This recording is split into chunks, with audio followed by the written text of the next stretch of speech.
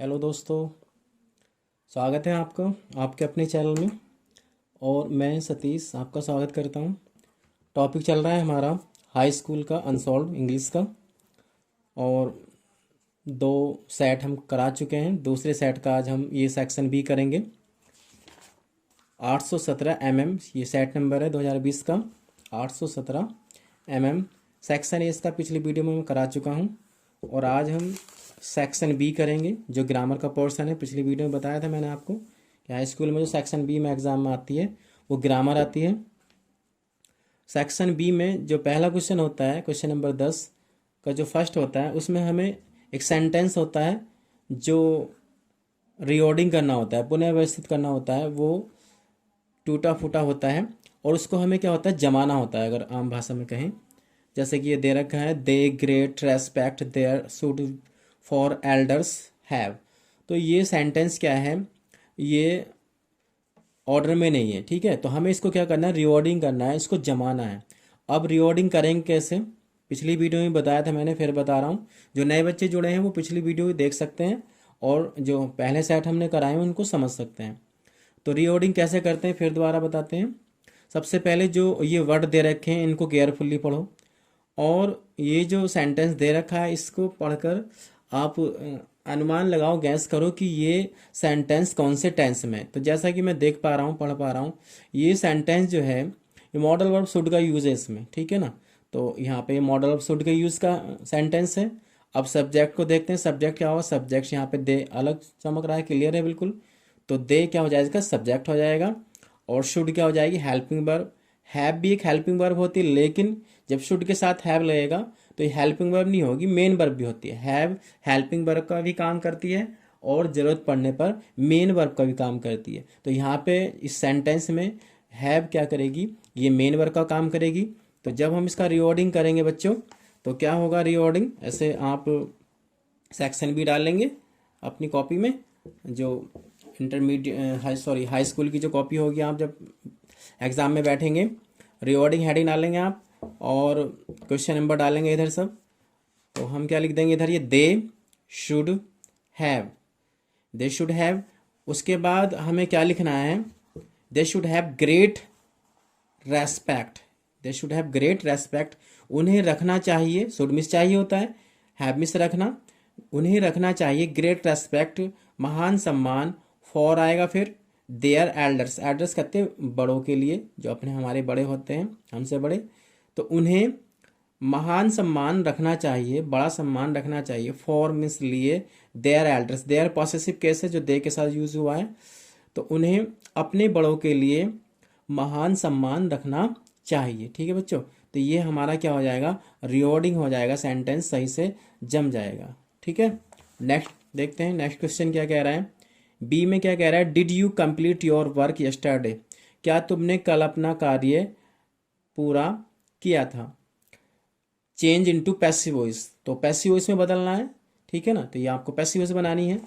तो क्या करेंगे, हम पैसिव वॉइस हेडिंग डाल देंगे, ठीक है। बी पॉइंट डाल के पैसिव वॉइस हेडिंग डाल देंगे। अब पैसिव वॉइस कैसे बनती है, मैंने पिछली वीडियो में बताया था आपको, फिर बता रहा हूँ। पैसिव वॉइस का जो नियम है वो ये कहता है कि सेंटेंस हमारा जिस रूप में होता है, पैसिव वॉइस उस रूप में बनती है। इसका मतलब ये है कि यहाँ पे हम देख रहे हैं कि सेंटेंस हमारा इंट्रोगेटिव है, तो पैसिव वॉइस भी हमारी कैसी बनेगी, इंट्रोगेटिव बनेगी।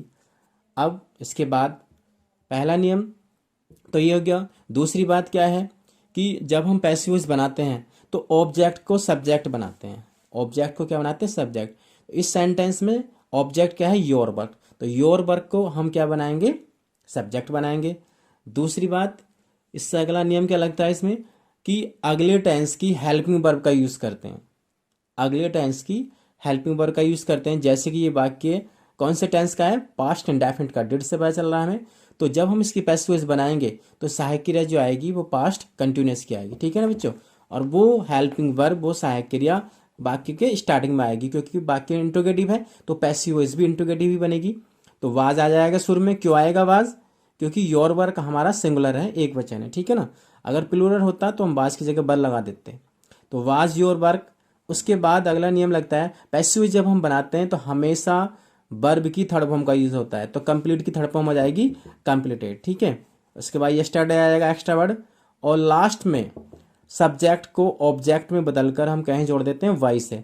उसका सब्जेक्ट क्या था, यू, और यू का ऑब्जेक्ट भी यू ही होता है, इसलिए क्या हो जाएगा, वाई यू।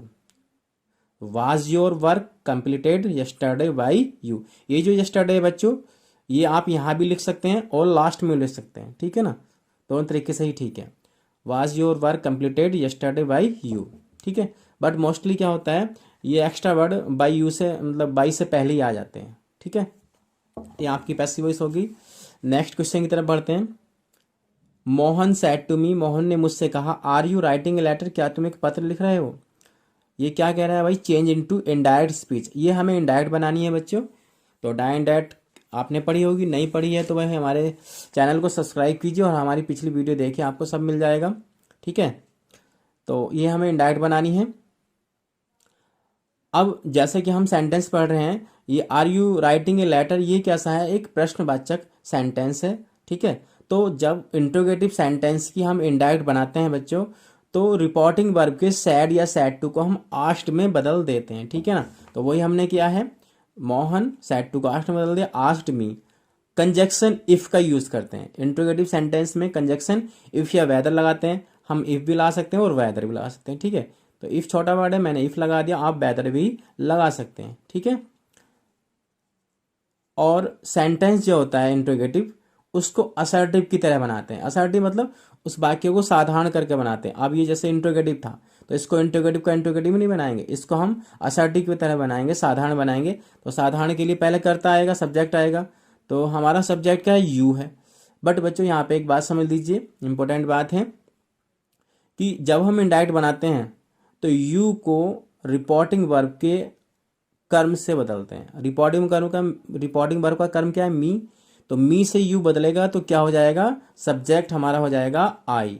क्या हो जाएगा, आई।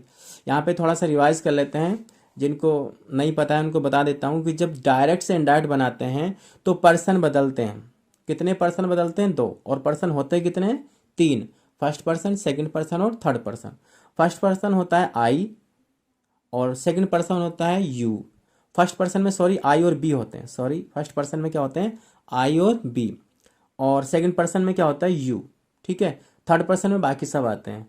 तो जब हम डायरेक्ट से इनडायरेक्ट बनाते हैं और हमारी जो रिपोर्टेड स्पीच होती है, अगर उसका सब्जेक्ट हमारा आई या बी है, तो इनडायरेक्ट बनाते समय उस आई या बी को हम रिपोर्टिंग वर्ब के कर्ता से बदलते हैं। और अगर हमारी रिपोर्टेड स्पीच का सब्जेक्ट यू है, तो इनडायरेक्ट बनाते समय उस यू को हम रिपोर्टिंग वर्ब के कर्म से बदलते हैं, ठीक है ना। दूसरी बात, आई बी यू को तो बदलते ही बदलते हैं, साथ में इनके ऑब्जेक्ट, इनका पॉसेसिव केस भी उन्हीं चीज़ों से बदलते हैं जिनसे आई बी यू को बदलते हैं, ठीक है ना। जैसे कि आई बी यू को हम रिपोर्टिंग वर्ब के कर्ता से बदलते हैं, तो आई बी का जो पॉसेसिव केस होगा, ऑब्जेक्ट होगा, वो भी रिपोर्टिंग वर्ब के कर्ता से ही बदलेगा, ठीक है। तो चलिए समझते हैं आगे। तो इस यू को हमने किससे बदल दिया, मी से। तो हमारा सब्जेक्ट क्या हो गया, आई। क्या हो गया हमारा सब्जेक्ट, आई। अब टेंस है हमारा प्रेजेंट कंटिन्यूअस, टेंस भी बदलते हैं डायरेक्ट से इनडायरेक्ट जब बनाते हैं। प्रेजेंट कंटिन्यूअस क्या बदलते हैं, पास्ट कंटिन्यूअस में। तो आई के साथ क्या आएगा पास्ट कंटिन्यूअस में, बाज। तो हमने बाज लगा दिया, ठीक है ना। उसके बाद राइटिंग ए लेटर, बाकी सब सेम रहेगा। और ये फुल स्टॉप, क्वेश्चन वर्ड नहीं लगाएंगे, ठीक है, क्वेश्चन मार्क नहीं लगाएंगे, सॉरी। नेक्स्ट देखते हैं, नेक्स्ट क्वेश्चन क्या कह रहा है। ये है they blank working hard for 5 days। नीचे कह रहा है ये use the correct form of the verb be to fill in the blank. ये बी की फॉर्म भरनी है हमें खाली स्थान में भरने के लिए, ठीक है। फॉर्म भरने को आती है, पिछली वीडियो बताया था हमने। तो बी की फॉर्म यहाँ पे भरनी है बच्चों। अब देखिए सेंटेंस को पढ़ने से हमें पता चल रहा है they working hard for 5 days। देखो बच्चों यहाँ पे ये समय जोड़ रहा है, ठीक है। पीरियड ऑफ टाइम ये फॉर से जोड़ रहा है। तो समय जो है 2 ही टेंस में जोड़ता है, एक तो परफेक्ट में और परफेक्ट कंटिन्यूअस में। तो इसको हम परफेक्ट कंटिन्यूअस में बनाएंगे। क्यों बनाएंगे, क्योंकि वर्ब में क्या जोड़ रही है, आईएनजी जोड़ रही है। तो ये सेंटेंस हमारा बनेगा परफेक्ट कंटिन्यूअस में, चाहे आप प्रेजेंट परफेक्ट कंटिन्यूअस में बना दीजिए या पास्ट परफेक्ट कंटिन्यूअस में बना दीजिए, ठीक है। तो हम प्रेजेंट परफेक्ट कंटिन्यूअस में बना देते हैं। और जब हम प्रेजेंट परफेक्ट कंटिन्यूअस में बनाएंगे सेंटेंस, तो क्या होगा बच्चों, बी की फॉर्म तो लगाएंगे, साथ में हेल्पिंग वर्ब भी लगानी पड़ेगी हैव, क्योंकि प्रेजेंट परफेक्ट कंटीन्यूअस में दो हेल्पिंग वर्ब होती है, हैज बीन और हैव बीन। तो यहाँ पे दे के अकॉर्डिंग दे प्लूरल है तो उसके हिसाब से क्या जाएगी, हैव बीन। यहाँ पे बी की फॉर्म भी आ गई हमारी बीन, ठीक है, बी की फॉर्म भरवा था नहीं, तो हमने बी की फॉर्म क्या आएगी यहाँ पे बीन, बाकी सब सेम रहेगा। तो they have been working hard for 5 days, ठीक है। नेक्स्ट क्वेश्चन की तरफ बढ़ते हैं। Question number 11, choose the correct preposition, सही प्रोपोजिशन को चुनो फ्रॉम द वंस जो दिए गए हैं and give below the sentence to fill in the blank. तो हमें क्या करना है, 3 प्रोपोजिशन आएंगे बच्चों, उनमें से कोई एक प्रोपोजिशन जो बिल्कुल सही हो वो भरना है। जैसे कि हम सेंटेंस पढ़ रहे हैं, I agree blank your proposal, मैं तुम्हारे प्रस्ताव से सहमत हूँ। प्रपोजल में प्रस्ताव होता है। तो यहाँ पे थोड़ा सा मैं आपको बता देता हूँ, एग्री के साथ मोस्टली 2 प्रोपोजिशन आते हैं, एक टू आता है, एक विद आता है। तो यहाँ पे टू और विद दोनों दे रखे हैं, बट हमें देखना है कि यहाँ पे टू आएगा या विद आएगा। तो यहाँ पे मैं क्लियर कर दूं आपको, एग्री के साथ अगर लिविंग ऑब्जेक्ट है, सजीव कर्म है, तो विद आता है, और अगर एग्री के साथ नॉन लिविंग ऑब्जेक्ट है, निर्जीव ऑब्जेक्ट है, तो उसके साथ प्रोपोजिशन आता है टू। तो यहाँ पे देखते हैं एग्री के साथ लिविंग ऑब्जेक्ट है या नॉन लिविंग ऑब्जेक्ट है। तो हम देख रहे हैं कि एग्री के साथ योर प्रपोजल है, तुम्हारा प्रस्ताव, तो प्रस्ताव तो भाई लिविंग होता नहीं है, तो इसलिए इसके साथ एग्री के साथ क्या आएगा, टू। क्या प्रोपोजिशन आएगा बच्चों, टू। तो हम यहाँ पे ब्लैंक में क्या भर देंगे, टू भर देंगे, I agree to your proposal, ठीक है ना। क्वेश्चन नंबर 11 का ए डालकर I agree to your proposal. Next question की तरफ बढ़ते हैं। ये है कंप्लीट द फॉलोइंग सेंटेंस, ये सेंटेंस कंप्लीट करने को आता है, पहले बताया था आपको। पढ़ते हैं, देखिए कैसा सेंटेंस है। इफ़ यू वर्क हार्ड, यदि तुम कठिन परिश्रम करते हो या करोगे, आगे यू भी दे रखा है, तो ये कंडीशनल सेंटेंस है, पिछली वीडियो में बताया था मैंने आपको। और ये फ्यूचर की कंडीशन है बच्चों। फ्यूचर की कंडीशन में थोड़ा सा बता देता हूँ। फ्यूचर की कंडीशन में जो इफ़ क्लॉज होती है वो प्रेजेंट इंडेफिनिट में बनती है, और जो दूसरी क्लॉज होती है वो फ्यूचर इंडेफिनिट में बनती है। तो ये इफ़ क्लॉज तो प्रेजेंट इंडेफिनिट में बन रही है बच्चों, अब जो दूसरा सेंटेंस बनेगा वो फ्यूचर इंडेफिनिट में बनेगा। तो यदि तुम कठिन परिश्रम करोगे, तो आगे को क्या जुड़ जाएगा सेंटेंस, यदि तुम कठिन परिश्रम करोगे तो तुम पास हो जाओगे, तुम सफल हो जाओगे, यही तो जुड़ेगा ना। तो उसी तरीके से हम बना देंगे बस। तो if you work hard you will not fail, हम ऐसे भी ला सकते हैं कि तुम फेल नहीं होंगे। हम नोट हटा के यहाँ पे पास भी लिख सकते हैं, तुम पास हो जाओगे, और हम नोट हटा के फेल की जगह सक्सीड भी लिख सकते हैं, तुम सफल हो जाओगे। तो कई तरीके से ये सेंटेंस बन सकता है कि यदि तुम कठिन परिश्रम करोगे तो यू विल नॉट फेल, तुम फेल नहीं होंगे, या फिर हम नॉट फेल के स्थान पर पास लगा सकते हैं, यू विल पास, तुम पास हो जाओगे, या फिर हम नॉट फेल के स्थान पर सक्सीड भी ला सकते हैं, तुम सफल हो जाओगे, ठीक है बच्चों। नेक्स्ट क्वेश्चन की तरफ बढ़ते हैं। यह complete the spelling of the following words, ये हमें स्पेलिंग कंप्लीट करनी है। जैसे कि आपको 2 वर्ड चमक रहे हैं, बहुत इजी स्पेलिंग है। शुरू किए, जस्टिस है, क्या है, जस्टिस, यहाँ पे यू आ जाएगा और यहाँ पे क्या आ जाएगा, आई आ जाएगा। तो जस्टिस मीन्स क्या होता है, न्याय होता है बच्चों। और यह है डिसिप्लिन, तो तीनों ब्लैंक में क्या आ जाएगा, आई, क्या आ जाएगा, आई। तो डिसिप्लिन मीन्स होता है अनुशासन, ऐसे करके आप एग्जाम में भर देंगे ये जस्टिस, और इसको अंडरलाइन कर देंगे जो भी हम पोर्शन भरेंगे, चाहे तो ब्लैक पेन से कर दो या ब्लू पेन से। जस्टिस मीन्स न्याय होता है, और डिसिप्लिन मीन्स होता है अनुशासन, ठीक है बच्चों। नेक्स्ट क्वेश्चन की तरफ बढ़ते हैं। क्वेश्चन नंबर डी 11 का, यह punctuate the following using capital letters wherever necessary, हमें पंचुएट करना है सेंटेंस को जहां कहीं भी बड़े अक्षर की जरूरत हो, ठीक है ना। तो ये एक सेंटेंस आता है बच्चों एग्जाम में, और उस सेंटेंस में हमें जहां कहीं किसी कॉमे की, विराम चिन्ह, कहीं मतलब कहीं भी किसी भी चीज़ की जरूरत होती है उसको हम लगाते हैं, और जहां कोई बड़ा अक्षर बनना होता है, कैपिटल लेटर बनना होता है, उसको भी बनाते हैं, ठीक है ना। जैसे कि हम पढ़ते हैं सेंटेंस को, the teacher said to Mohan look at the board sir I shall be careful in future replied he. तो सेंटेंस को पढ़ने से पता चल रहा है कि ये जो सेंटेंस है ये एक डायरेक्ट स्पीच का सेंटेंस है, और जब डायरेक्ट स्पीच का सेंटेंस है तो क्या होगा बच्चों, देखिए शुरू का जो वर्ड है द का टी कैपिटल बनाएंगे, the teacher said to Mohan, Mohan नाम है, ठीक है, और नाम किसी भी चीज का हो, नाम का पहला जो लेटर होता है, अक्षर होता है, वो कैपिटल बनाते हैं, बड़ा बनाते हैं, ठीक है ना। तो ये मोहन के बाद कॉमा लग जाएगा क्योंकि ये डायरेक्ट स्पीच का सेंटेंस है। यहाँ पे हमारी रिपोर्टिंग वर्ब पूरी हो गई, कॉमा इन्वर्टेड कॉमा स्टार्ट हो जाएगा। लुक का एल बड़ा बना देंगे, लुक का एल बड़ा बना देंगे। Look at the board, look at the board, board तक ये एक सेंटेंस कंप्लीट हो जाएगा। तो बोर्ड के बाद हम क्या लगा देंगे, फुल स्टॉप लगा देंगे और इन्वर्टेड कॉमा बंद कर देंगे। उसके बाद ये दूसरी रिपोर्टेड स्पीच स्टार्ट हो रही है, तो हम क्या करेंगे, इन्वर्टेड कॉमा फिर से स्टार्ट करेंगे और सर का एस बड़ा बना देंगे। ठीक है, सर मैडम ये सब क्या होते हैं, रेस्पेक्टेड वर्ड होते हैं, इनका ये कहीं भी आए इनका पहला अक्षर बड़ा बनता है, तो सर का एस बड़ा बना देंगे। और दूसरी बात, सर या मैडम के बाद कॉमा जरूर लगाते हैं, ठीक है ना, और यस और नो के बाद भी कॉमा लगता है। बहुत सारे रूल्स हैं इसके, ठीक है। तो सर के बाद कॉमा लगा देंगे। और आई, आई बहुत ही इंपॉर्टेंट है पंक्चुएशन में। आई हमेशा कैपिटल बनता है, चाहे कहीं भी आए, सेंटेंस में कहीं भी आए आई हमेशा कैपिटल बनता है। तो I shall be careful in future, यहाँ पे हमारी रिपोर्टेड स्पीच पूरी हो गई और यहाँ पे हमारा क्या हो जाएगा, इन्वर्टेड कॉमा बंद हो जाएगा। और रिप्लाइड ही, फुल स्टॉप। हाँ एक बात और, ये देखिए यहाँ पे हमने फुल स्टॉप नहीं लगाया, ठीक है, यहाँ पे फुल स्टॉप नहीं आएगा। फुल स्टॉप कहाँ आएगा, यहाँ आएगा। कहाँ आएगा, यहाँ, ठीक है। चलिए अब ये यहाँ क्यों आएगा, कुछ बच्चे सोच रहे होंगे, तो मैं उनको बता देता हूँ। जब रिपोर्टेड स्पीच शुरू में दी हो और रिपोर्टिंग वर्ब बाद में दी हो, तो क्या होता है, शुरू वाली जो रिपोर्टेड स्पीच होती है उसके बाद में फुल स्टॉप नहीं लगाते हैं, ठीक है।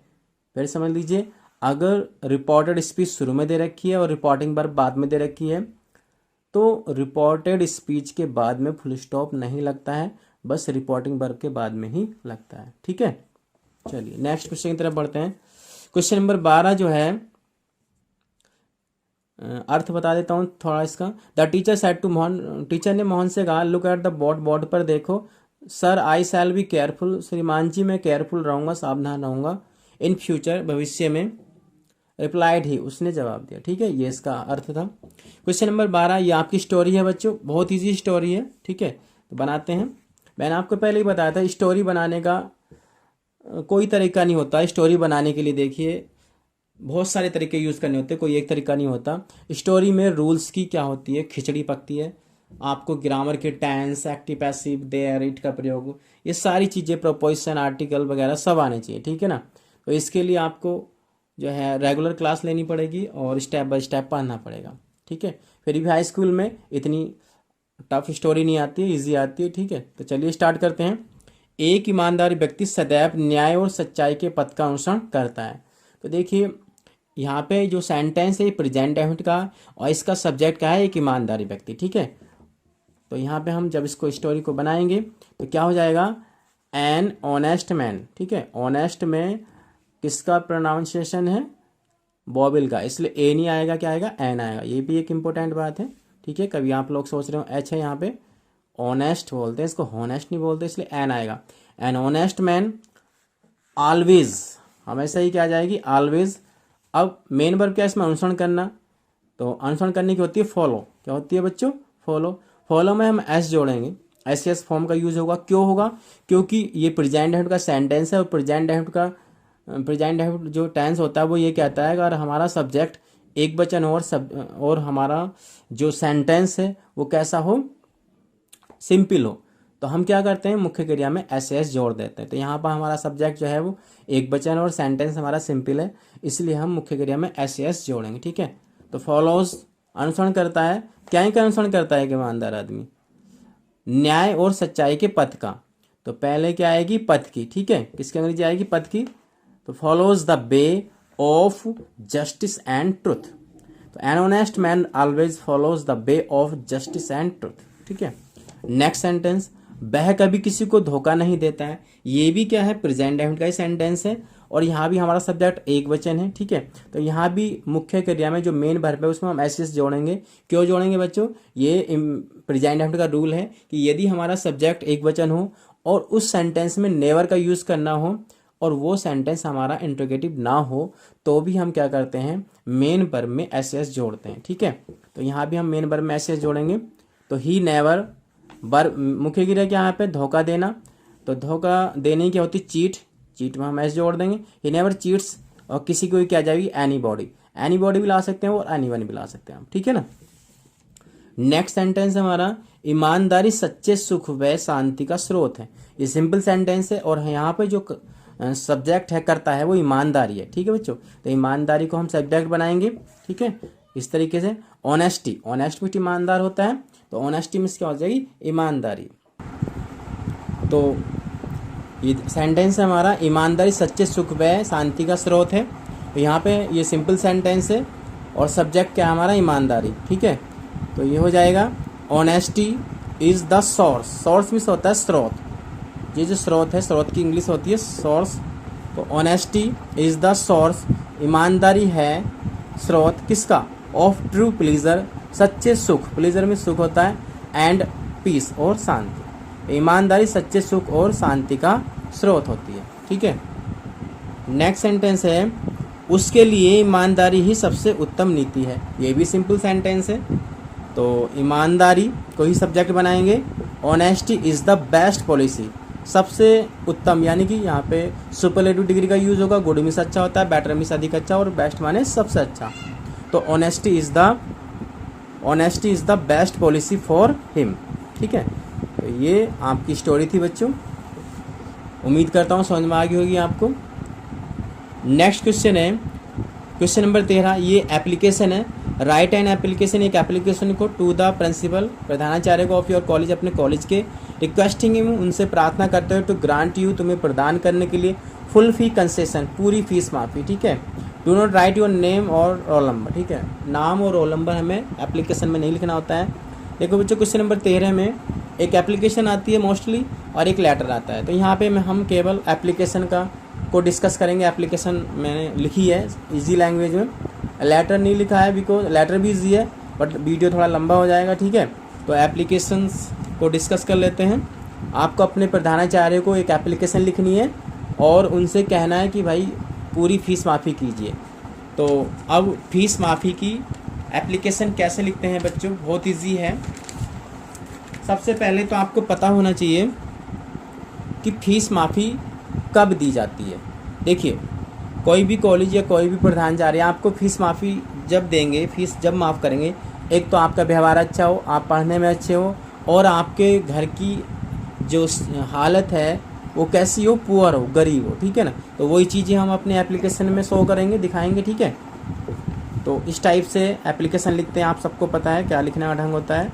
ये शुरू करते हैं टू से, टू द प्रिंसिपल, यहाँ पे कोई सा भी आप स्कूल का नाम लिख सकते हैं। मैंने लिखा है DAV inter college Dhampur Bijnor, आप और कोई भी लिख सकते हैं। ठीक है, फिर ये सर लिखते हैं, सर मोस्ट रेस्पेक्टफुल्ली, सर श्रीमान जी most respectfully I beg to say, बहुत अधिक सम्मानपूर्वक मैं कहने के लिए प्रार्थना करता हूँ, दैट की I read in 10th class, मैं कक्षा 10 में पढ़ता हूँ, इन दिस कॉलेज, इस कॉलेज में। ठीक है, my father is a poor farmer, मेरे पिताजी एक गरीब किसान हैं। देखो बच्चों, मेरी राइटिंग रफ है थोड़ी बट समझ में आ जाएगी आपको, मैंने पहली वीडियो में बताया था आपको। ठीक है, my father is a poor farmer, मेरे पिताजी क्या हैं, एक गरीब किसान हैं।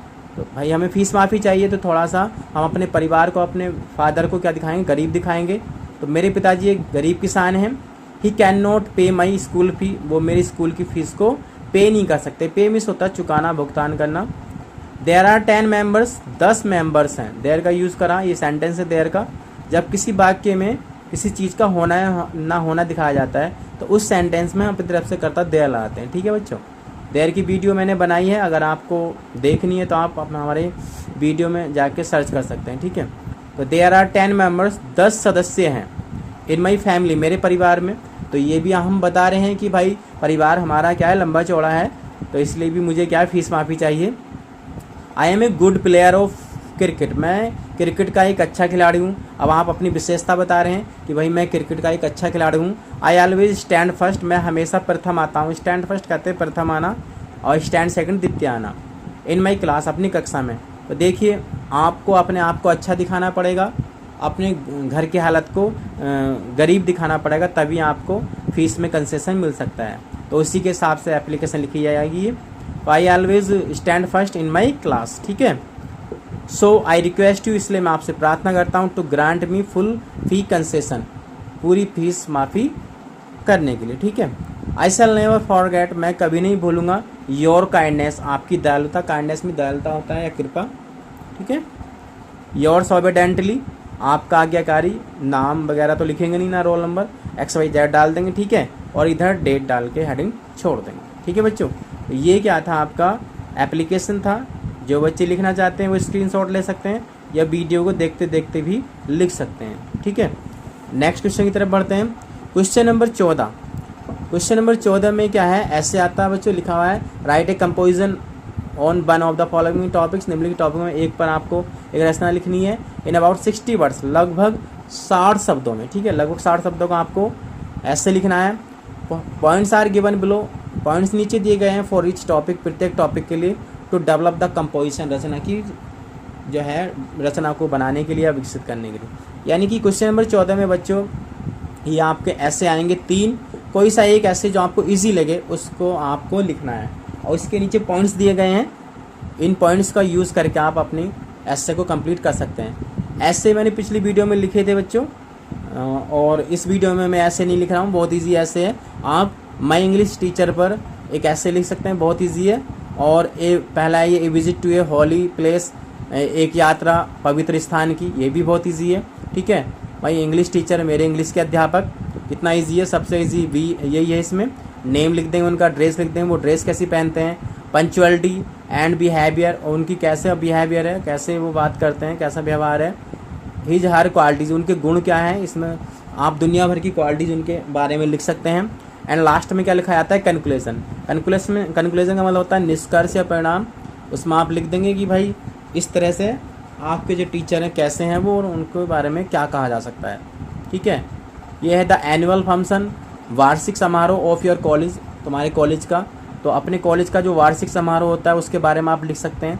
या occasions, reason, time and place, ये सारी चीज़ें खोलेंगे। Preparations of different items, sports items and cultural items, prize distribution by the chief guest, speech by the president, and last में कंक्लूजन। तो ये तीनों ऐसे में आपके हिसाब से मैं बता दूं बच्चों, आपके हिसाब से इसमें जो ये दूसरा है माई इंग्लिश टीचर, इसमें आप बहुत कुछ बना के लिख सकते हैं। बाकी इजी तो तीनों हैं, तीनों ही आप तीनों में से कोई सा भी एक लिख सकते हैं, ठीक है। क्वेश्चन नंबर 15 लास्ट क्वेश्चन है ये आपका। तो ये अनसीन पैसेज आता है, लिखा हुआ है read the following passage carefully and answer the question set thereon. जो क्वेश्चन इसके ऊपर आधारित है उसके आंसर आपको देने हैं। तो एक अनसीन पैसेज आता है बच्चों, इसका आपको क्या करना है, 2 क्वेश्चन आएंगे, उन क्वेश्चनों के आंसर आपको इस पैसेज से पॉइंट आउट करने हैं, छाटने हैं, ठीक है। पढ़ लेते हैं पहला question. What is a good medicine, क्या है एक अच्छी दवाई, फॉर ऑल डिसीज, सारी बीमारियों के लिए, सारी बीमारियों के लिए, सभी बीमारियों के लिए एक अच्छी दवा क्या होती है। तो देखते हैं इसमें कहीं ना कहीं जरूर होगा आंसर।